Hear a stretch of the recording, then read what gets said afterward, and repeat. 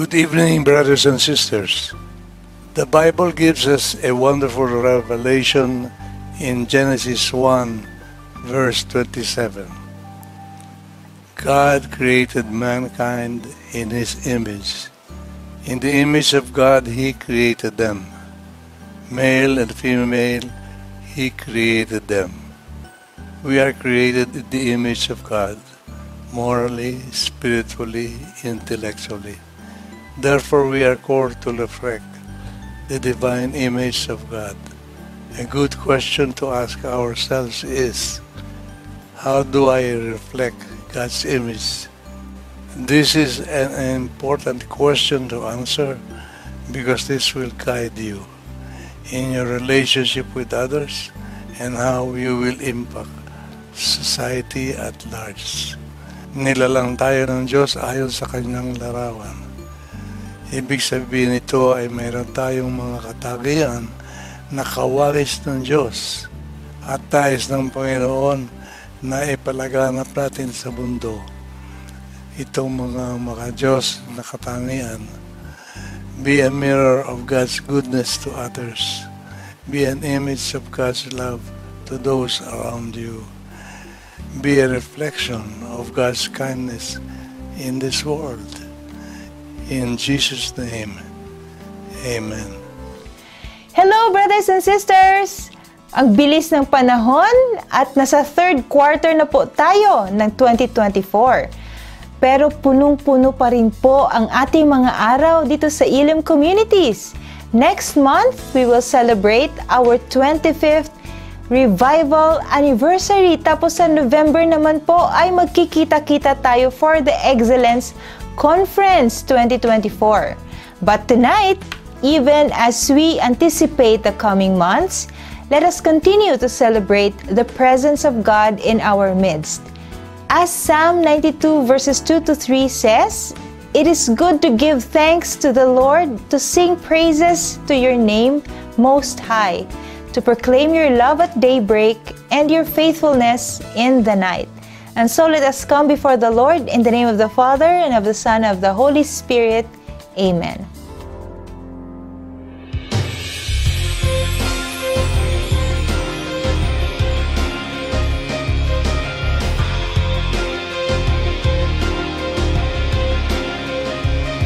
For the kingdom, the power, the glory are yours forevermore.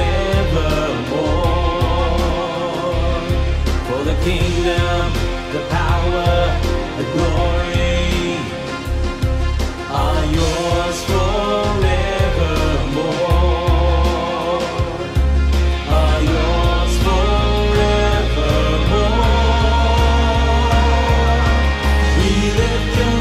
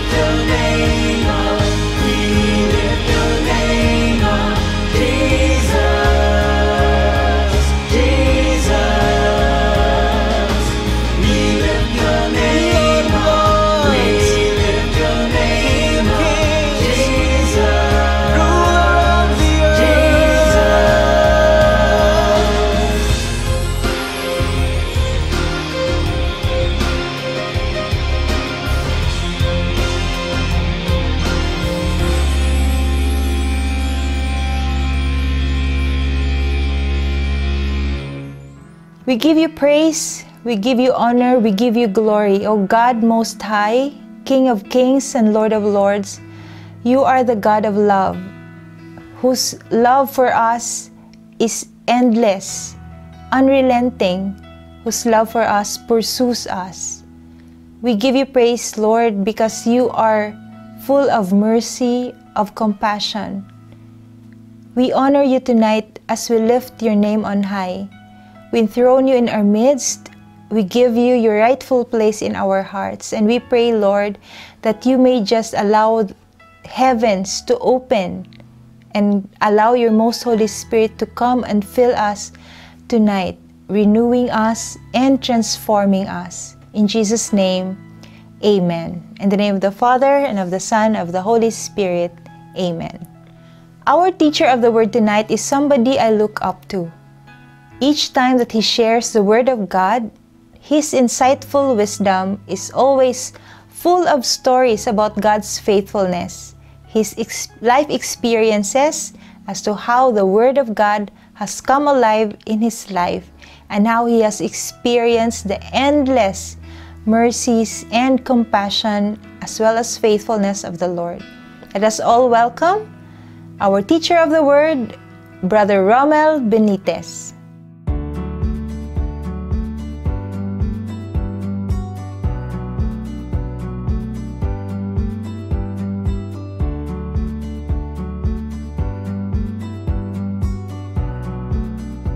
Good evening po mga kapatid.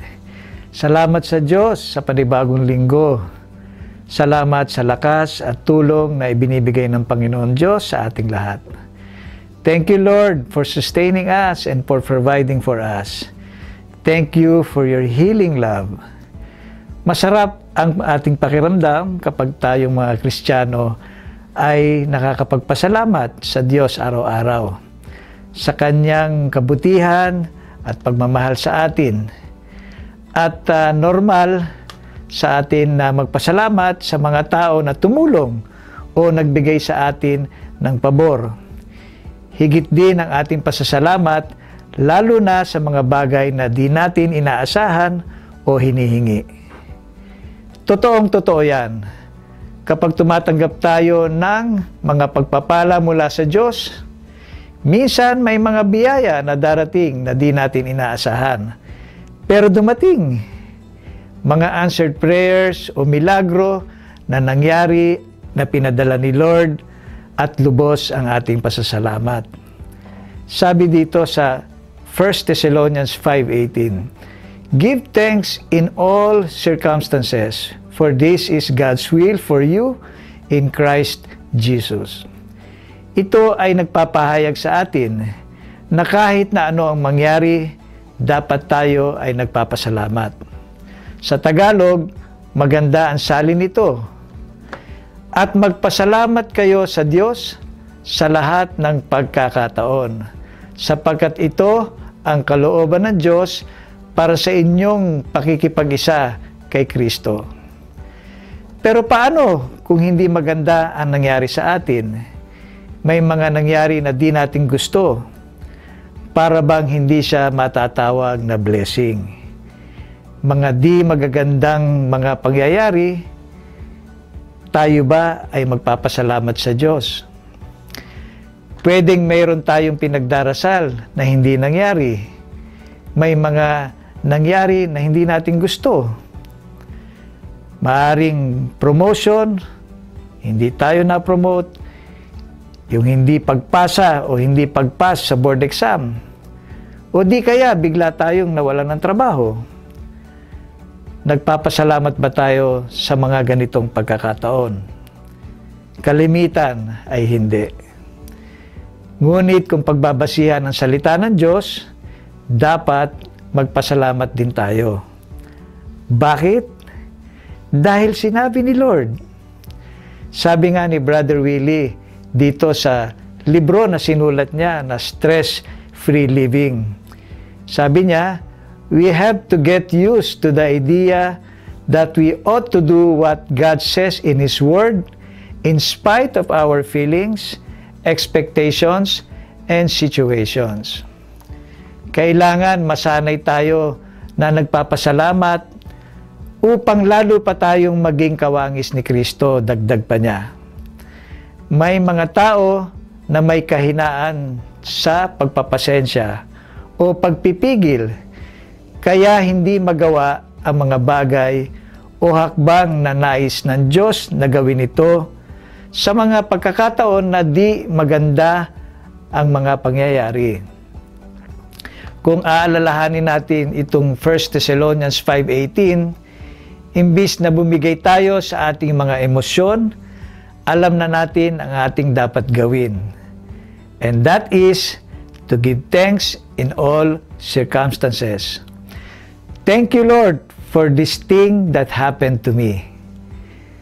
Alam nyo, sabi ni Saint Gianna Beretta Molla, the secret of happiness is to live moment by moment and to thank God for what He is sending us every day in His goodness.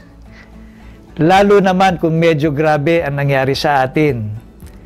Halimbawa, nasa biyahe ka papunta sa malayong lugar at habang nagmamaneho ka ay na-flat ang isang gulong ng kotse mo.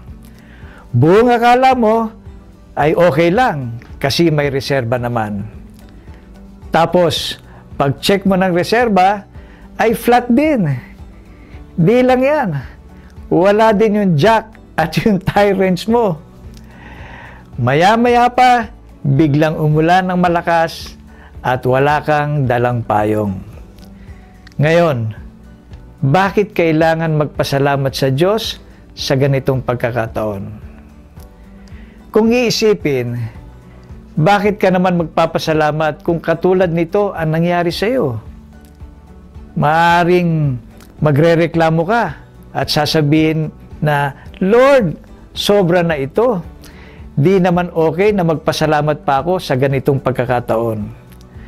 At dahil sa pagrereklamo, lalo lang lalala ang sitwasyon dahil galit ka na at stress na. Tapos, maiisip mo na magdasal at mangungusap ang Panginoon at sasabihin sa iyo, give thanks. At baka makipag-argue ka pa at sabihin mo, paano naman ako magpapasalamat sa ganito o kung ganitong minamalas ako? Alam niyo, sabi ulit ni Brother Willie, what we do not realize is that when we start doing what God wants us to do, something good will happen. Totoo yan, naniniwala ako dyan. Sa kwento natin kanina, malay mo, may biglang dumaan na mobile ng expressway at tulungan kang ipavulcanize ang dalawang gulong mo at palitan ito. Tapos biglang humupa ang ulan at naayos ang iyong sasakyan. Nabigyan mo tuloy ng living water ang mga crew ng mobile o ng mobile. Biglang nagpasalamat ka sa kanila at nakaminister ka pa. At hindi naman imposible na mangyari ang mga ganito. Sabi ni Saint Teresa of Calcutta, gratitude to God is to accept everything, even problems, with joy. At ito pa sinabi ni Blessed Solanus Casi, napakaganda, thank God ahead of time. Aba, okay pala yan. Ano? Magpasalamat na tayo agad-agad sa Panginoon. Kasi yan din ang sinabi ni San Pablo dito sa Philippians 4:6. Sabi rito, do not be anxious or worried about anything, but in everything, every circumstance or situation, by prayer and petition, with thanksgiving, continue to make your specific requests known to God. Kaya may maririnig tayo na kahit hindi maganda ang nangyari, praise the Lord pa rin. Dapat na nagpapasalamat tayo sa Diyos sa lahat ng pagkakataon dahil di natin maipapalagay ang mga plano ng Diyos.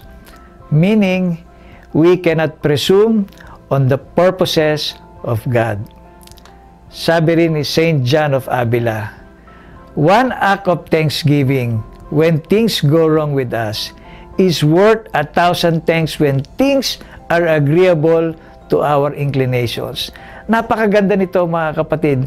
Yung palang ating pagpapasalamat sa mga panahon na tayo ay nahihirapan, na tayo dumaranas ng kagipitan, ito ay higit na mas maraming pasalamat sa Diyos kaysa sa mga panahon na tayo ay tumatanggap ng Kanyang biyaya.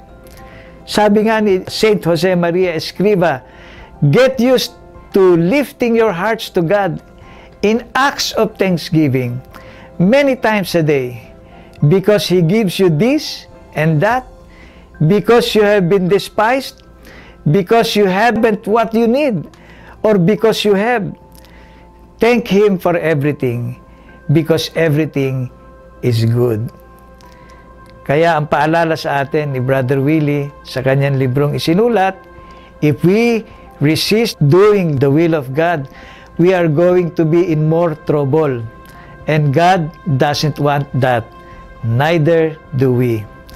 Kaya po sa buong linggo na darating, alam ko po, marami po sa atin na napinsala, inabot ng baha, nasira ang mga ari-arian, maraming naging problema.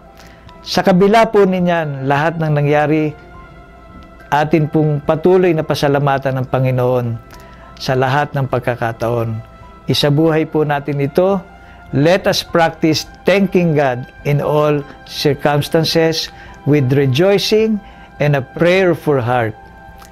Kaya mga kapatid, sa lahat ng pagkakataon po, tayo po ay magpasalamat sa Diyos sa pangalan ni Jesus.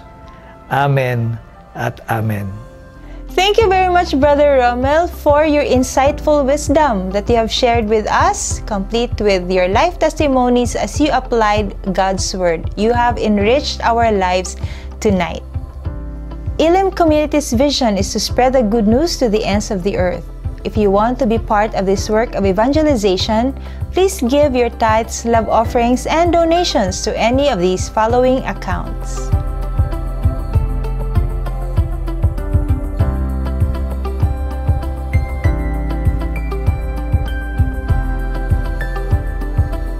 We pray for all those who gave their tithes and love offerings. May the Lord bless you 100-fold for your generosity and answer the petitions you are praying for.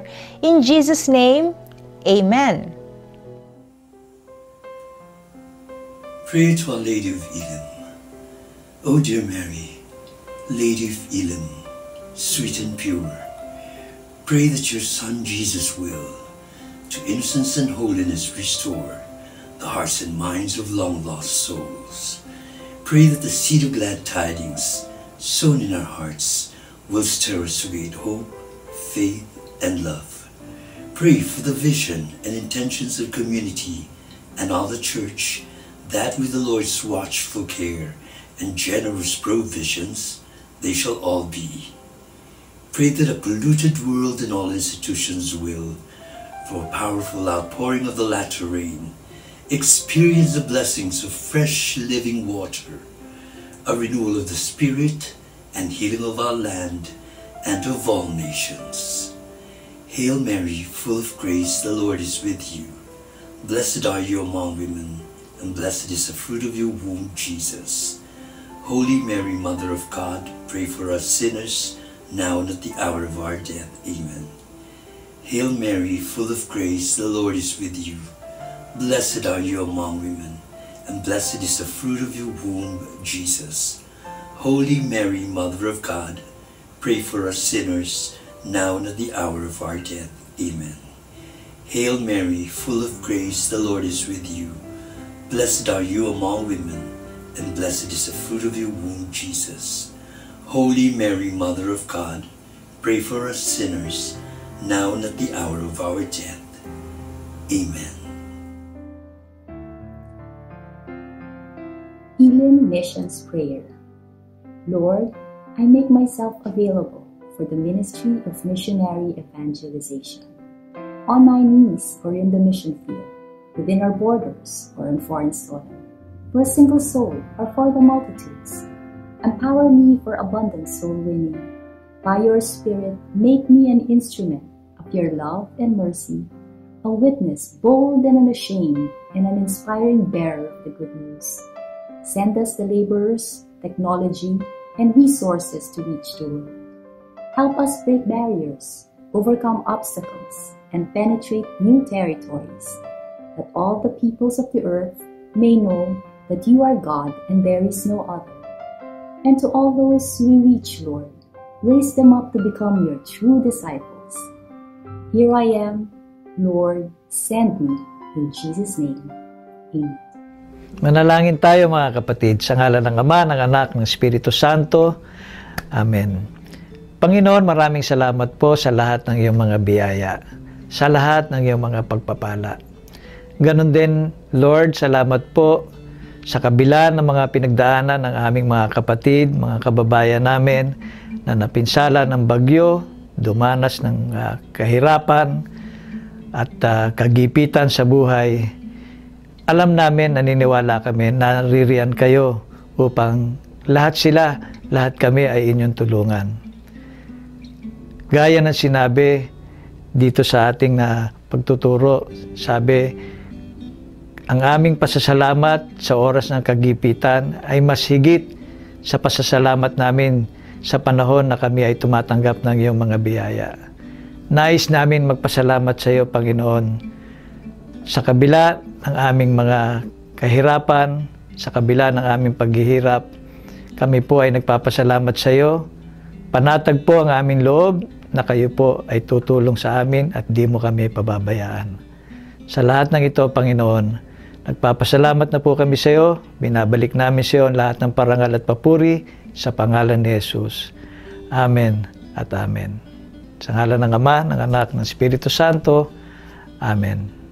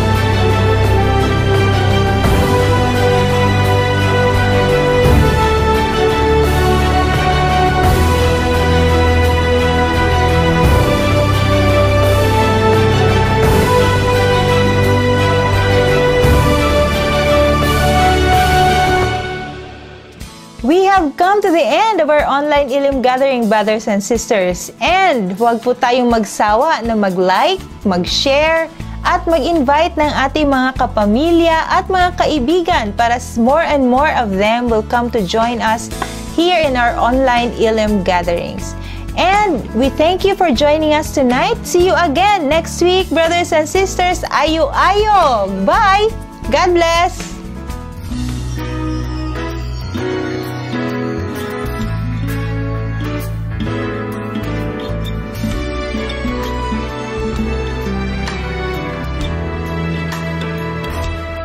Sometime back each of us lived a solitary life instead, thinking only of ourselves till one day he had to show the way. Now the past doesn't really matter, for we all have found a home with one mind and one heart, where Jesus is our Lord. Joy and laughter, we have found each other. Here at Elim, we have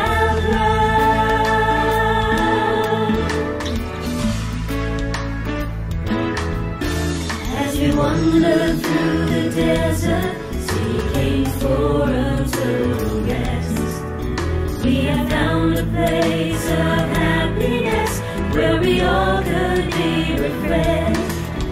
Now the past doesn't really matter, for we all have found a home with one mind and one heart, where Jesus is our Lord.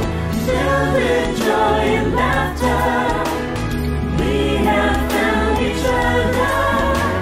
Here at Elim, we have love.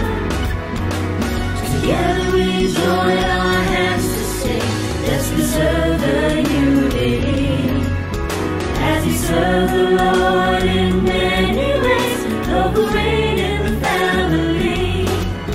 Now the past doesn't really matter, for we all have found a home with one mind and one heart, where Jesus is our Lord. Filled with joy and laughter, we have found each other. Here at Elim, we have love. Now the past doesn't really matter, for we all have found a home with one